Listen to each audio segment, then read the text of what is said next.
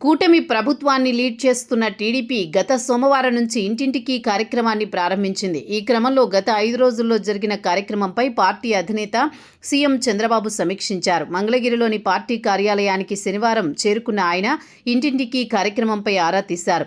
అయితే కొన్ని జిల్లాల్లో ఇంకా ఈ కార్యక్రమం ప్రారంభం కాలేదని సీనియర్లు చెప్పారు. ముఖ్యంగా సీమలోని 4 జిల్లాల్లో కేవలం చిత్తూరులో మాత్రమే ప్రారంభమైందన్నారు.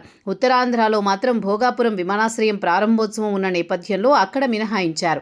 ఉత్తరాంధ్ర జిల్లాల్లో వచ్చే వారం ఇంటింటికి కార్యక్రమాన్ని చేపట్టాలని ఆదేశించారు.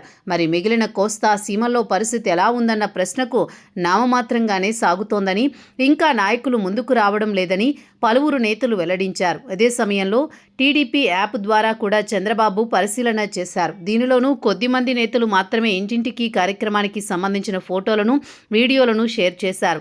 దీంతో తీవ్ర ఆగ్రహం వ్యక్తం చేసిన సీఎం చంద్రబాబు ఇది సరైన విధానం కాదన్నారు. పార్టీ ఇచ్చిన పిలుపును ఇలా లైట్ తీసుకోవడాన్ని ఉపేక్షించేది లేదని తేల్చి చెప్పారు. పార్టీ ముందు అన్న వినాదాన్ని ఎందుకు పాటించడం లేదని ప్రశ్నించారు. ఇంటింటికి వెళ్లి ప్రభుత్వ సంక్షేమ కార్యక్రమాలు, పెట్టుబడులను వివరించాల్సిందే అని తేల్చి చెప్పారు. అదే సమయంలో కూటమి పార్టీలను కూడా కలుపుకొని పోవాలని చంద్రబాబు మరోసారి సూచించారు. సీమలోని చిత్తూరులో పార్టీ నాయకులు ఈ కార్యక్రమాన్ని చేపడుతున్నా కూటమి నాయకులు లేకపోవడాన్ని ఆయన సీరియస్గా తీసుకున్నారు. తక్షణమే దాన్ని అందరికీ సందేశం పంపించాలని సీనియర్ నేతలను ఆదేశించారు.